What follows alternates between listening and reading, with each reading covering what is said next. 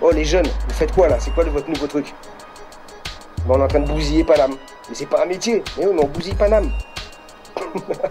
On fait ça quand on veut, quand on a des marqueurs, quand on a des matériaux sur nous, et on tag sur les rues, sur les portes, n'importe où. Et ça a coûté 6 millions de francs en 86 à la RATP. Depuis 2 ans, la RATP, avec la société Comatec, entame une lutte acharnée contre les graffiteurs. On les appelle les taggers. La nuit, ils rasent les murs équipés de feutres ou de bombes à peinture.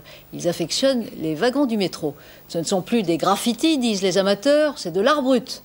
Brut peut-être, mais cher pour la RATP qui estime que le nettoyage lui coûte quelques 35 millions de francs par an. Voilà, un petit sujet sur les graffitis. On a un petit peu l'habitude de confondre graffiti, tag, artiste graffiteur.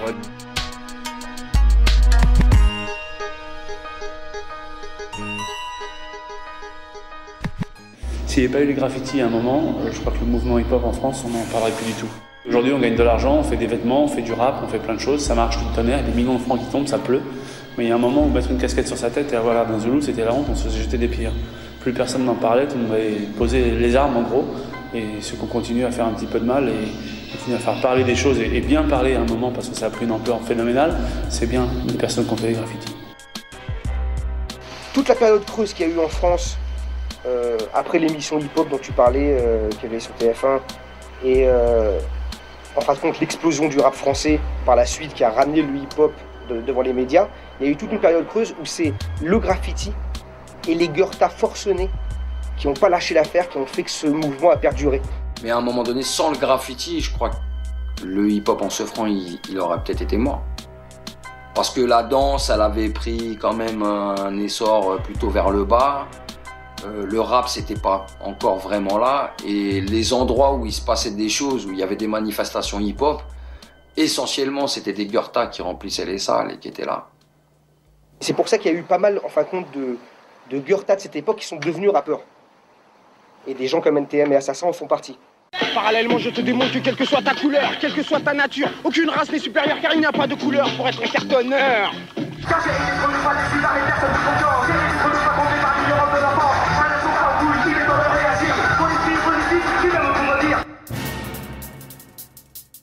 Le terrain vague de Stalingrad entre en chantier.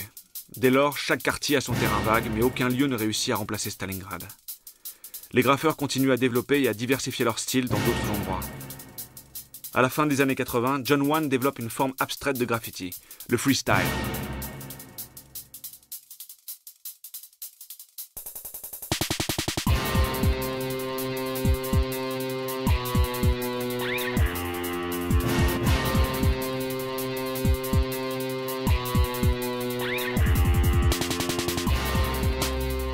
En parallèle, Ski et Lokis travaillent de nouveaux styles.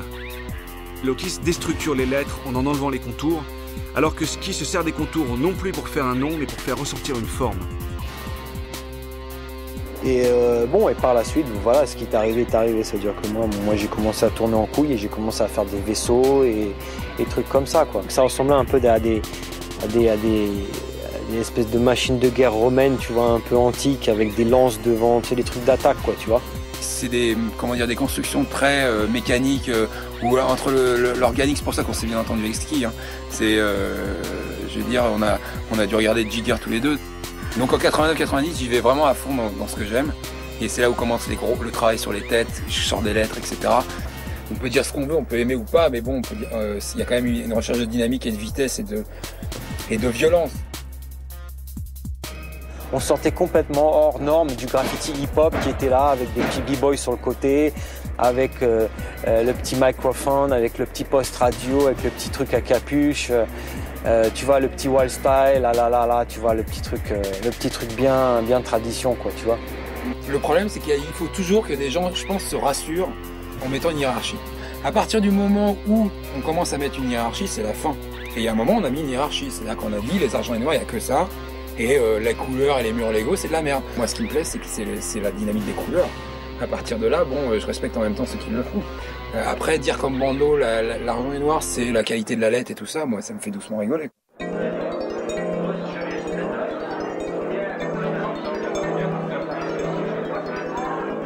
Bon, après la période de la rue, on a commencé à rentrer en galerie. Ça, c'était un point d'impact très très fort et c'était 1990. Là, quand on est rentré par hasard, quand on est rentré par la porte du terrain vague, on est sorti par la porte d'une galerie. Et on a commencé à peindre sur des toiles.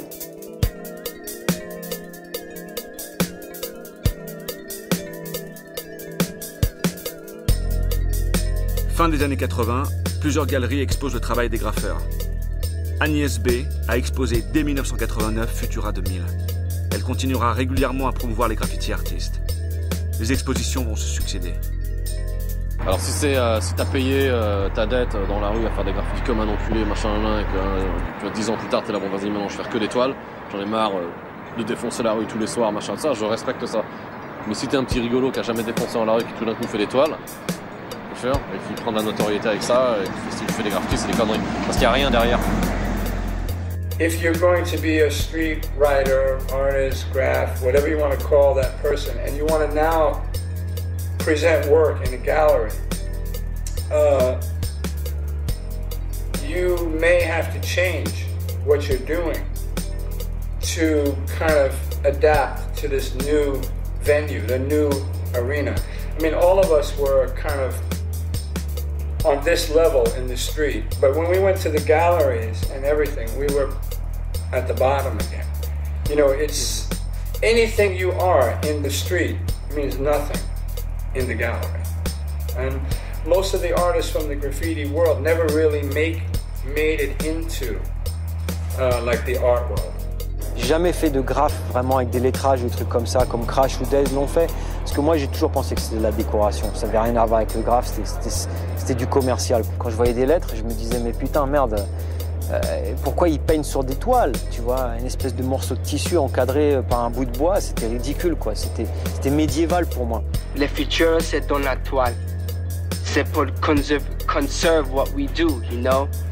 To conserve it, because we as graffiti artists, we go to the streets, we do beautiful walls, and everybody, you know, they pisses on them, they race it, and what's that? You know, we have no respect, so we have to, you know, conserve what we do, because what we do is maybe in 50, 100, 100 years, when they look back into the time, they'll realize that we were an intelligent group of artists and we had to go through a lot, you know. Ainsi, les writers voient leur art accepté dans les manifestations culturelles et artistiques. Des festivals de graffiti s'organisent et ils sont encore aujourd'hui nombreux et réguliers. Plusieurs galeries d'art se sont spécialisées dans l'exposition du travail des graffeurs. Le graffiti s'est imposé comme un des mouvements de la peinture moderne. C'est la balle ? Ça va, c'est la balle, tu vois ?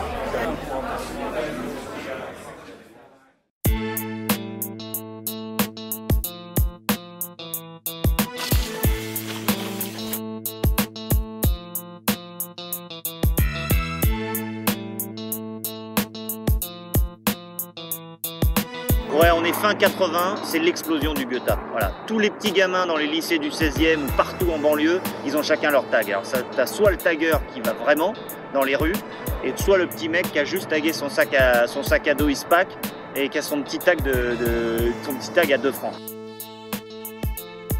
Les taggeurs, les TCG, ils avaient plus ou moins arrêté, chacun faisait un peu les trucs dans leur coin. Et donc là, il y avait des nouvelles générations qui arrivaient, mais il y avait toujours quelques gars qui étaient encore un peu de l'ancienne, dont Haro, moi, Motu qui continuait à peindre, Cole, Psychos, tout ça, ils continuaient. Mais donc, si tu veux, l'ensemble des gars, Squat, il avait plus ou moins arrêté, Sain aussi, Joe et Shen, tu vois, tous ces mecs-là qui étaient là, des anciens, ils avaient plus ou moins arrêté. Tu vois, t'avais la nouvelle génération qui sortait ses griffes et les autres, on entendait un peu moins parler.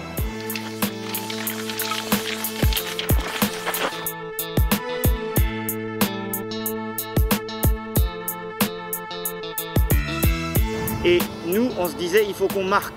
Il faut qu'on marque quelque chose de plus. Et en premier lieu, c'était plutôt les métros qui nous intéressaient. On fonçait les entrepôts, on fonçait toutes les lignes, aucun répit. On se croise même dans les entrepôts avec d'autres Goethe. Et la technique de base était donc le Posca, qui est un marqueur qui n'est pas celui-là, mais un Posca de 15 avec une encre Flowmaster. Après, on passait donc au marqueur un peu plus gros. Il y avait les vins, il y avait les torches. En fait, on trempait même des éponges dans l'encre pour que l'encre puisse faire des énormes traits et rester. Il y a eu beaucoup de journaux qui commençaient à parler de nous et de la 13.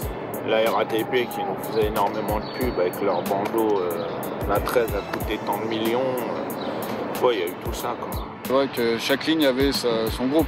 T'as les DMS et les MKC sur la 7. TKV, la 9. Le 93 pour la ligne 13. Ensuite, il y avait la 1 pour les VEP.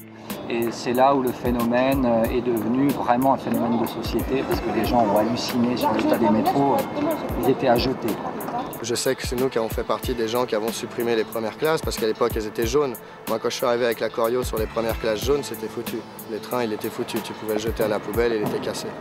À un moment, il y a tellement de taggers que quand tu descends dans un entre-up, il y a un mec qui est déjà passé avant toi, tu vois. Donc t'arrives avec ton encre et ton éponge, sauf que le métro il est déjà marave.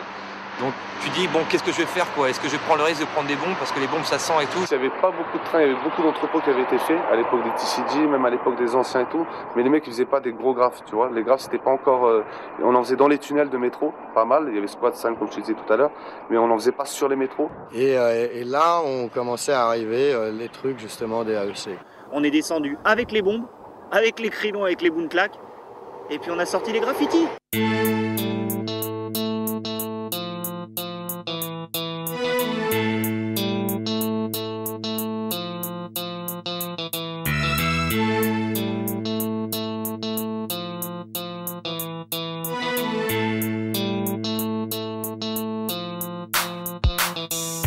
Du coup, on a remis les bouchées doubles et ce qui à la finale a été une bonne émulation entre le métro et les stations parce qu'on a commencé chacun à mettre la pression en peinture sur le métro à Paris.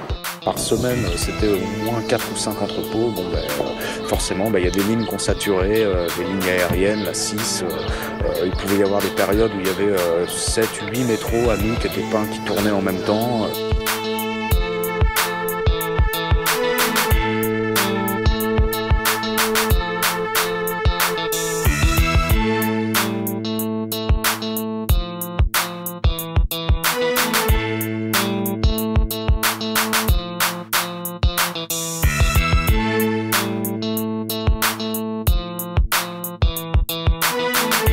Sur la 7 particulièrement, ça roulait jusqu'à 4 voire 6 mois dans l'année.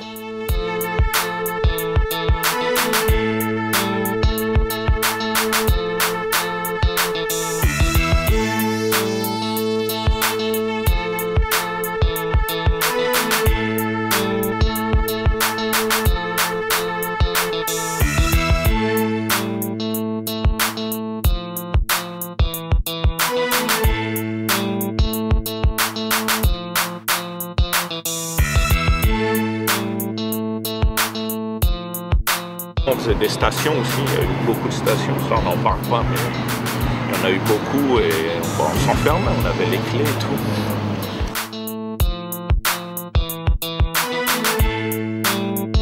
Plus on pétait des stations, plus ça devenait commun et il fallait trouver une station qui ait du prestige et voilà, une station qui n'avait jamais été faite. La station de métro Louvre a été victime la nuit dernière de taggers qui ont recouvert de graffiti les reproductions de statues et de bas-reliefs exposés dans cette station. Note du nettoyage, environ 500 000 francs à la charge de la RATP, donc des usagers contribuables. La Marseillaise en est encore toute retournée. Cette statue de la Révolution et ses sœurs du métro Louvre, toutes copies d'œuvres célèbres, ont subi l'autre nuit un bien spectaculaire outrage. La station entière souillée, ou selon les avis embellie, par un foisonnement de nuages multicolores que l'on nomme tag, bombage ou graffiti.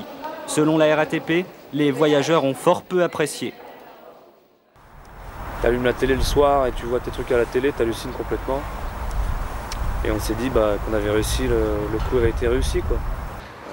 André qui était sur le quai, qui répondait à des interviews, machin. Moi j'aime bien ce qu'ils ont fait parce que l'idée est marrante quand même de s'installer au Louvre.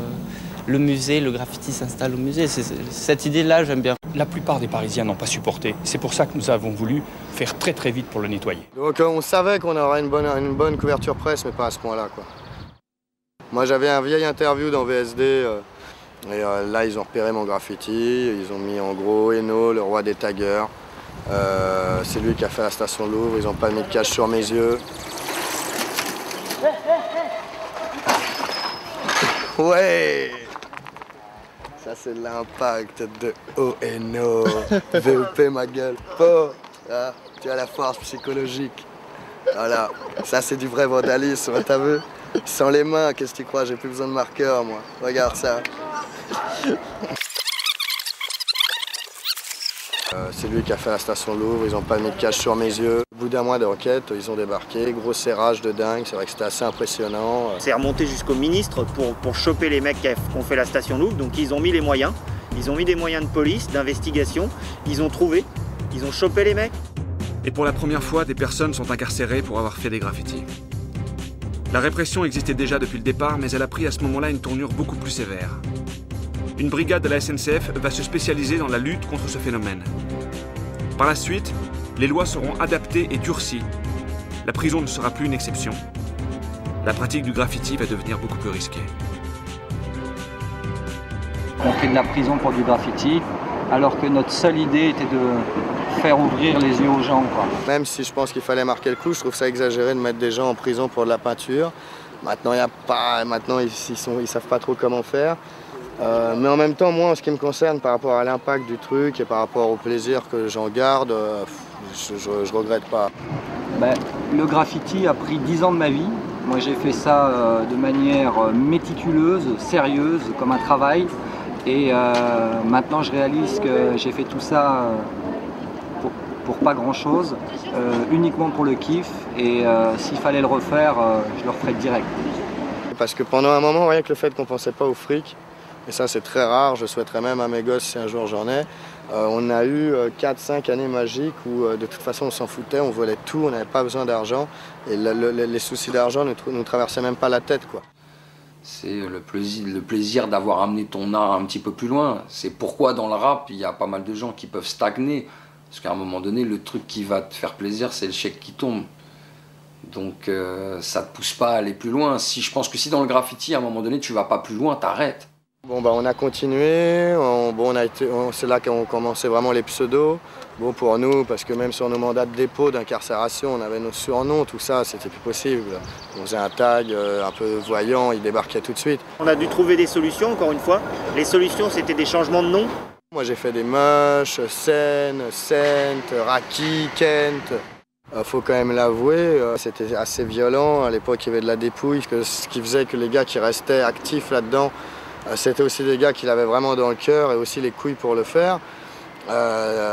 C'est qu'on faisait même des batailles de gangs, comme on dit, dans des terrains vagues. Il fallait vraiment éviter de se faire mettre à l'amende parce que ton buzz, il pouvait tomber en flèche si d'un coup tout Paris disait que tu t'étais fait dépouiller ton sac de bombes et tu t'étais pris de pain dans telle station la veille.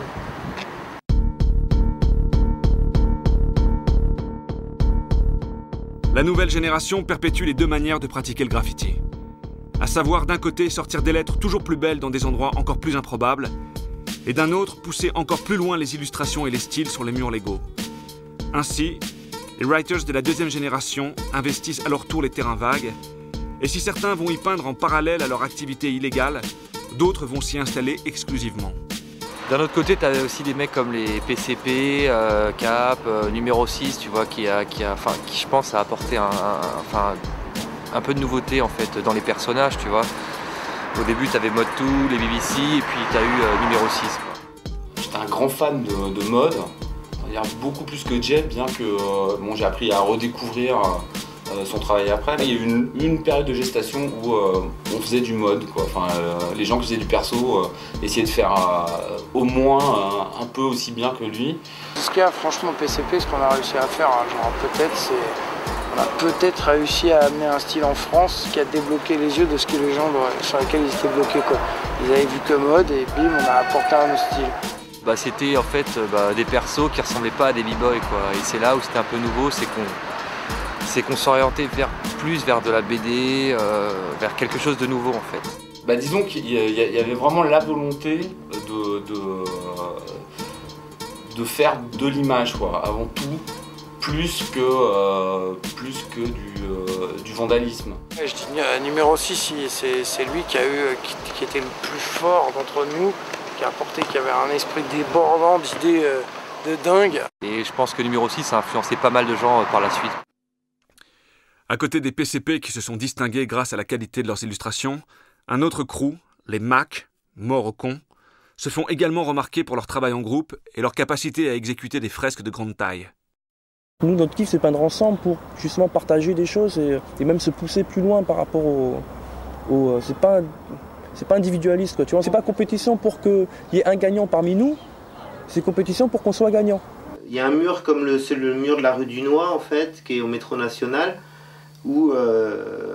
qui fait la longueur d'un stade. En fait, a commencé à être un des gros spots aussi parisiens, parce que c'était à la fois accessible de la rue et à la fois c'était toléré. Et donc, au début, c'était plutôt un grand patchwork. C'était les TW, c'était certains des Mac, il y avait Nacio qui était là, il y avait pas mal de gens. Et ensuite, le mur a commencé à être repeint régulièrement. Mais bon, Dunois, ça a été, et c'est encore un bon spot à Paris, un espèce de Hall of Fame.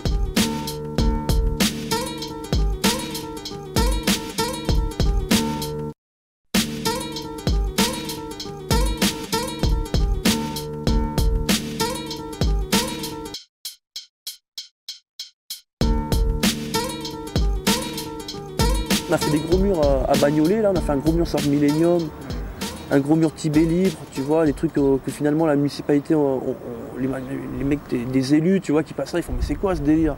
T'as des mecs qui viennent, ils peignent à Bagnolet, ils font des grosses productions comme ça, t'as des mecs qui viennent, t'as la télé qui viennent, des journalistes, des mecs qui viennent prendre en photo, t'as les voisins d'à côté, ils sont super contents, et nous on n'est pas au courant, mais vous êtes qui et tout? Ouais, nous on fait ça, mais on vous demande rien, on n'a rien à voir avec vous, quoi. Maintenant, ouais, on a toute la rue Sadi Carnot, on peint c'est des spots qu'on peint en pleine rue. On a des spots comme ici, tu vois, où les gens, tu vois, la population vient et apprécie, quoi, tu vois. T'as pu voir des vieux qui viennent, ils se prennent en photo devant, ils prennent leur petit-fils devant. Moi, ça me fait kiffer. Aujourd'hui, ça a pris carrément une autre dimension, quoi, tu vois. C'est les gens, ils kiffent. Donc, voilà, autant en profiter, quoi, autant les faire kiffer, quoi. Les fresques éveillent l'intérêt de la population pour le graffiti.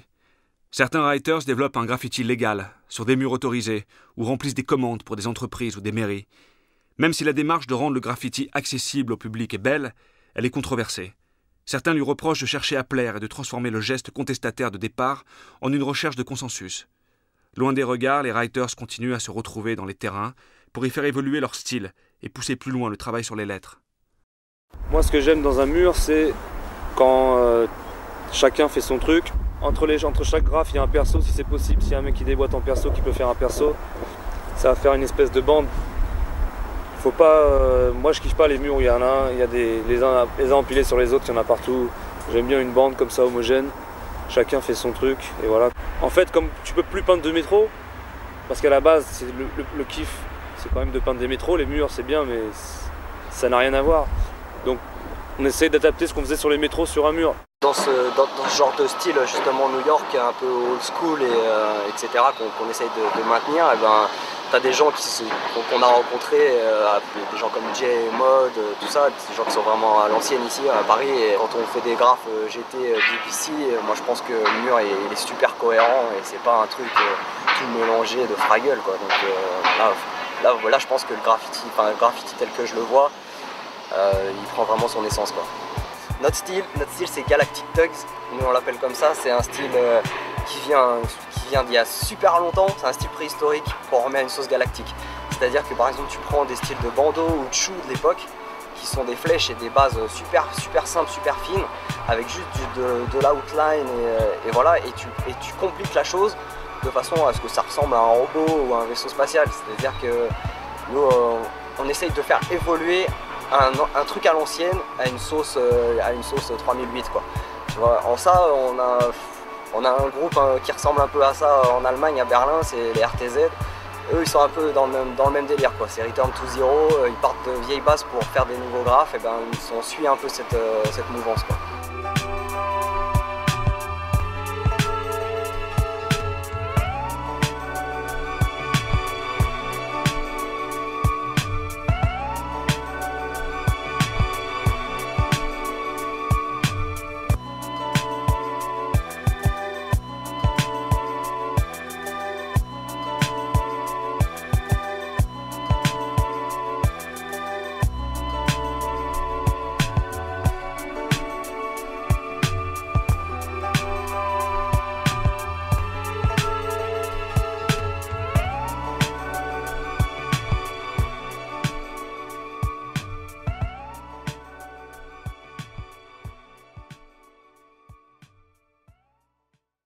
Well, it's all about getting fame.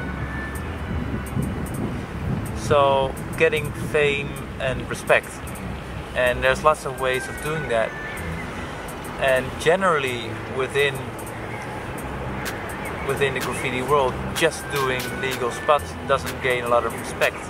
Mais moi j'ai 100 000 fois plus de respect pour un gars qui va peindre tout seul la nuit, qui va mettre son nom en couleur ou pas en couleur sur un truc plus ou moins interdit, parce que le graffiti à la base c'est interdit, qu'un mec qui a passé un mois avec un échafaudage ou à 15 mecs, avec des rouleaux de peinture, avec des pistolets à peinture et tout. C'est vrai que le résultat ça sera pas le même. Le résultat, le gars qui t'a fait un truc en 2 heures tout seul la nuit et le gars qui t'a fait un truc en un mois sur un énorme mur, le résultat pour monsieur tout le monde va choisir le grand mur. Mais en vrai c'est pas ça le graffiti. Le vrai graffiti c'est le gars qui a peint tout seul dans son truc. Quand tu fais un terrain, donc faut vraiment aller, faut faire la démarche de sauter un mur, passer une palissade pour aller voir le graphe du mec, alors que faire du graffiti illégal, c'est-à-dire un mur bien placé ou un train, c'est pour quand même que les gens se prennent dans la gueule, qu'il y ait une réflexion, que ça se réveille un peu dans les chaumières, quoi. You gotta be really original on a legal wall to stand out, because if you do the same on a legal wall you would do on an illegal wall, then yeah, you know, it's a lot more boring, because the energy of I mean, if it's done illegal, it's got more energy and you can see it, you can feel it. Bon après, les mecs qui font les terrains, ils font des jolis trucs, ils font du dessin, ils font de l'art à la limite, d'accord, mais ils sont pas dans le vrai délire graffiti, quoi. C'est pas des writers. À partir de maintenant, certains writers ont préféré rester anonymes. Les peintures qu'ils réalisent sont illégales et ce sont des délits.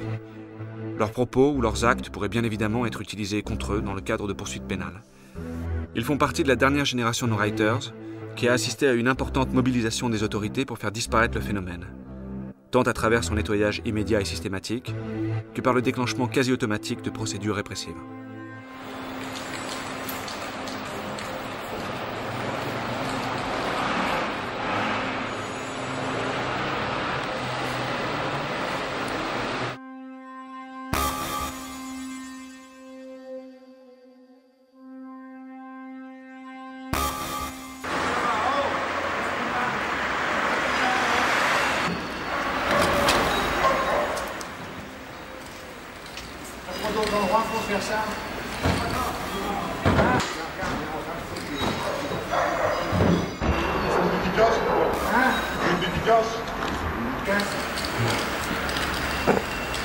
Genre les petits de nos jours apparemment à Paris, salade et tag, plus qu'on a tous tagué ensemble, c'est ça qui est important.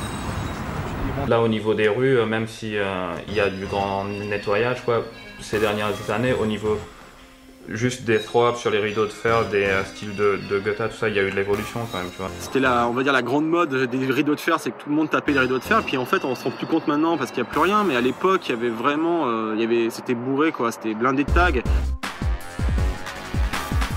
Et puis par la suite, je crois que c'est vers 96, il y a eu une petite mode des throw-ups, des flops sur rideaux de fer.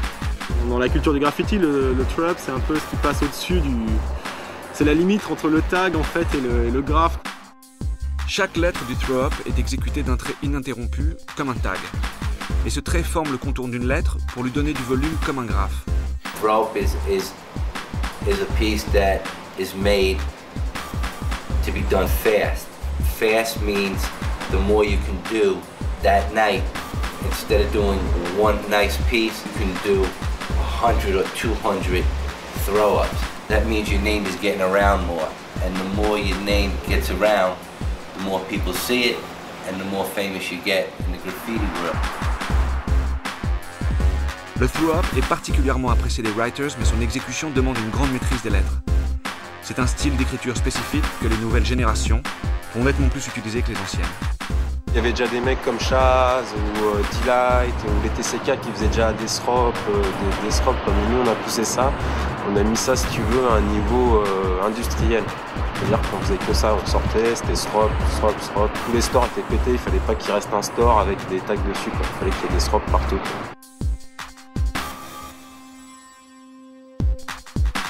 Donc on est parti sur les stores parce que c'est clair que c'est le support le plus où les tags ou les graphes restent le plus longtemps. En général tout est effacé sauf les stores. Tu peux tomber sur un store avec avec un bandeau et un haut clock en même temps ou n'importe quoi. Enfin, toute l'histoire du graffiti sur un store, tu peux la retrouver. Donc on se disait, au moins là, ça va rester. Et donc je crois que l'apogée c'était 98 où pratiquement quasiment tous les stores étaient sropés, tous les toits, tous les camions.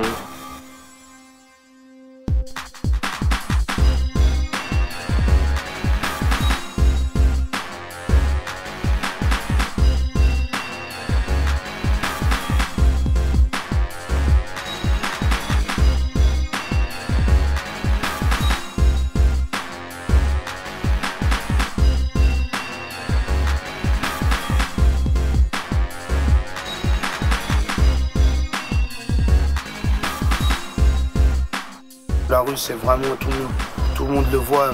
Tu veux pas le voir, tu le verras quand même. Donc des throw-up en pleine rue, des tags fat cap en pleine rue, c'est vraiment au top. Disons qu'une telle prolifération de graphes au même moment, dans les deux mêmes années, 98-2000, surtout 99, c'est clair que ça a fait le changement, quoi.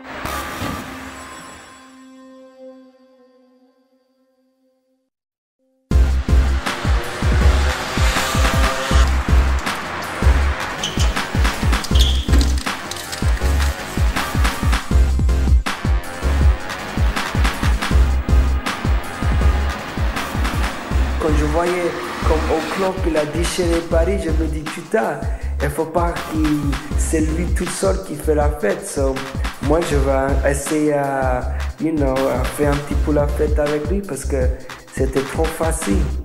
Bon, il y a plus ou moins de gars qui ont défoncé dans leur époque, mais il y a des gars qui ont bien marqué. Il y a O'Clock, lui, moi, il a marave, je trouve qu'il a marave sur Paris grave, il a fait New York, il a fait plein de villes dans le monde. Bon, maintenant, après, il y a eu des histoires avec la justice, un peu comme tout, quoi. Tu peux pas faire, l'un ne va pas sans l'autre, comme on peut dire. Et aujourd'hui, tu as un gars comme Tran, pareil, il est arrivé de Marseille, il a défoncé Paris, il a mis tout le monde à l'amende. Un UV, TPK, quoi, voilà.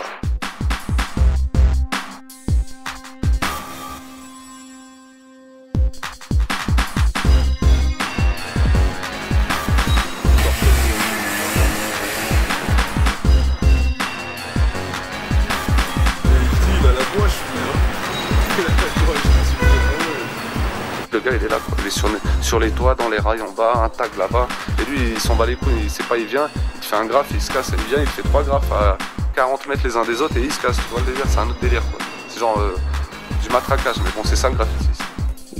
Avec le GT, avec TPK, avec Tran, tout le monde Seb, ça a devenu out of control Paris. It was too cool. Too cool. Ça peut-être on est le seul, pas la seule, mais c'était une période très unique et Paris il avait tellement d'énergie dans la rue. Les rues de Paris, c'est clair qu'elle n'avait jamais connu ça à mon avis, quoi. Le manque de peau, c'est tombé à très peu de temps avant que la mairie de Paris décide de tout effacer et qu'il n'y ait plus un seul graffiti sur Paris.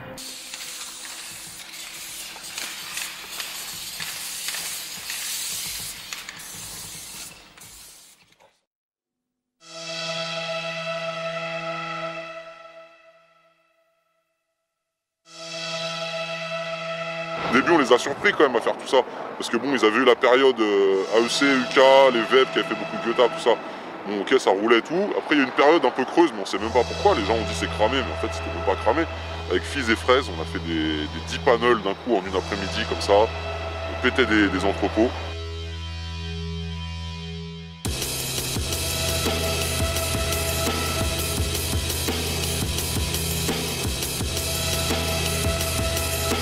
Tous les jours, je passais mes après-midi à voler des bombes, à voler de l'encre et pour préparer du Tosma pour le lendemain, tu vois, tous les jours j'allais faire des podés, je séchais tout le temps les cours.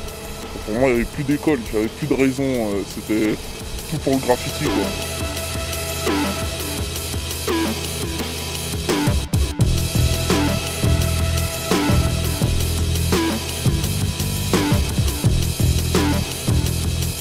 Le métro maintenant je pense que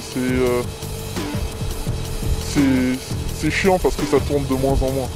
Tu vois, tandis que les trains, t'es quasiment sûr que ton train il fasse un aller-retour. Le métro, faut vraiment avoir de la chance pour qu'il tourne quoi. Enfin, les métros c'est bien, tu vois, t'as ta photo, mais le plaisir, le vrai plaisir c'est de voir ta pièce tourner. Et en fait, maintenant, tu la vois plus tourner, quoi. C'est très rare.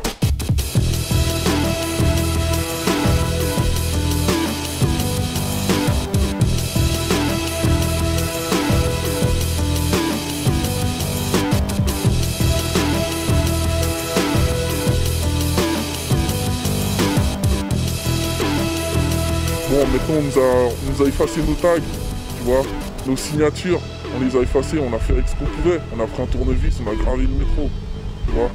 Pour moi c'est de l'art, ils peuvent dire ce qu'ils veulent, c'est du vandalisme, mais c'est de l'art quand même.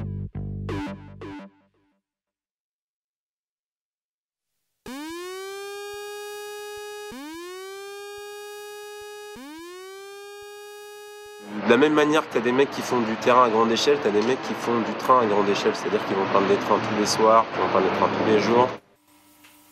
Début des années 90, les RER ont commencé à être peints. Mais c'est plus tard, privés du métro parisien, que l'énergie des taggers s'est reportée sur les trains de banlieue. Ils investissent les lignes les unes après les autres et réalisent des peintures de plus en plus impressionnantes, tant par leur qualité que par leur quantité.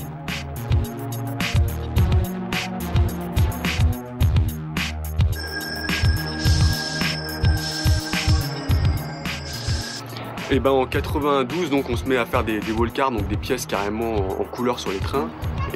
Et je pense que c'est ça c'est vraiment ça qu'on a ramené dans le graffiti en France, c'est de faire des espèces de grandes scènes en couleur avec des personnages, mettre une espèce d'univers fantastique sur les trains, mais qui est même plus dans le délire vandale, mais qui est plutôt dans le délire vraiment faire une espèce de belle pièce en couleur sur un train. Des supports qui poussent au respect, c'est les trains, donc c'est quand même un grand kiff de poser son nom sur un train et qui roule. Ça c'est vraiment le support qui défonce le numéro 1. C'est le truc de voir cette couleur rouler sur la couleur qui roule comme ça sur un train, que ce soit un nom, des persos, ton nom ou un autre nom ou une phrase ou quoi. Cette couleur qui passe sur les trains comme ça, qui roule, c'est vraiment trop beau. Déjà il roule et il rentre en station et tout le monde le voit quand il tourne et on dirait qu'il prend vie et ton graffiti part, on dirait qu'il prend vie, quoi, qu'il reste pas inactif et que juste 2-3 personnes vont le voir. Tu sais que quand il va tourner, il va choquer plus d'un sur le quai.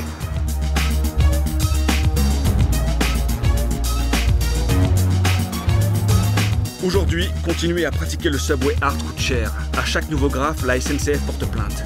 Comme l'avait déjà fait la mairie de Paris pour les rues et la RATP pour les métros, elle met tout en œuvre pour empêcher ces peintures qui lui coûtent chaque année plusieurs millions d'euros à nettoyer.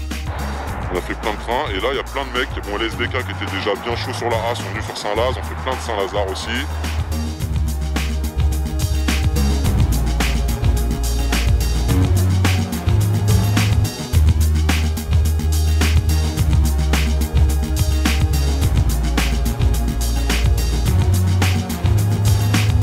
On voyait sortir les trucs des UV, ou bien quand les UV attendaient leur train, ils voyaient sortir nos trucs à nous. C'était vraiment... Ouais, Saint-Lazare, c'est vraiment ça qui s'est passé, quoi. On s'envoyait des trains dans la gueule les uns les autres, et voilà, c'était à celui qui allait en faire le plus, à celui qui allait niquer le plus. Et il est même arrivé des fois où le lundi matin, on voyait sortir un train sur lequel les deux groupes étaient passés à des moments différents, des trucs comme ça, quoi.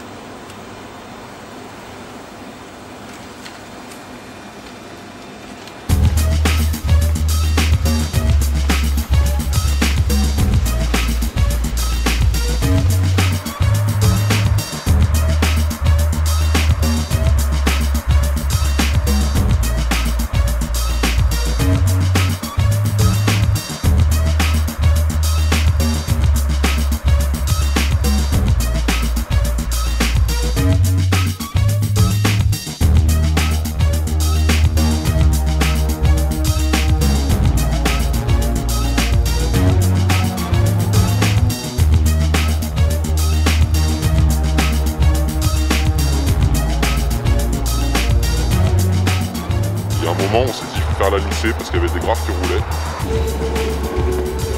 s'est lâché, on a pété lacé, tu vois.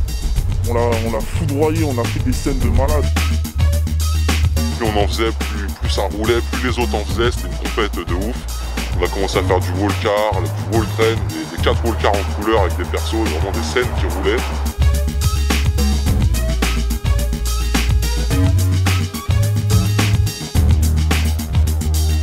C'était des putains de délire. Tu regardes les photos, c'est ambiance New York.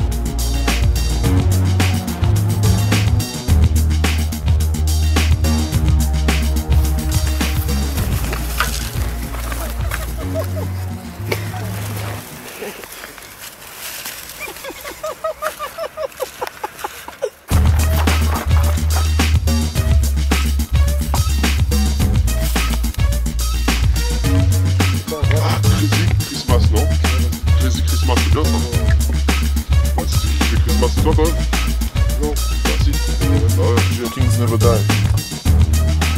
Ok?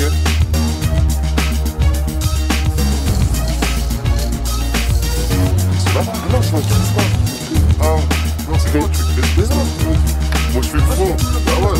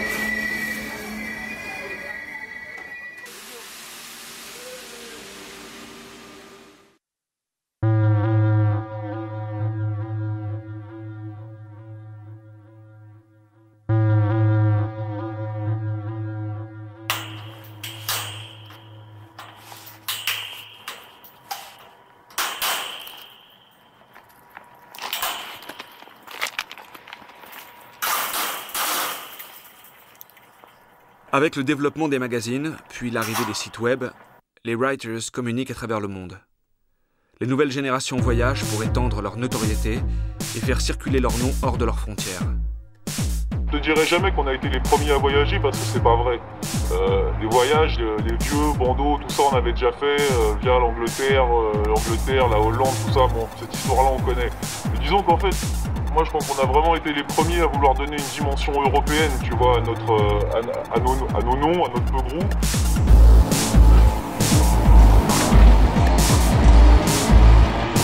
Il y a eu un peu une mode quoi, de se balader un peu partout, parce que de toute façon il y a eu des magazines qui sont arrivés, on a su que dans chaque pays il y avait des trucs fonce-dés et tout.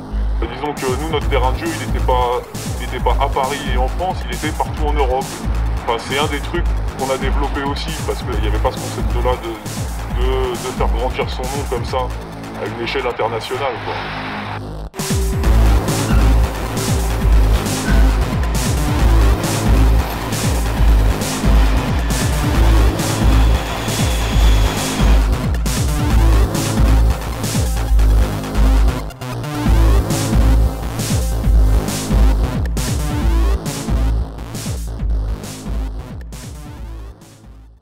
I feel that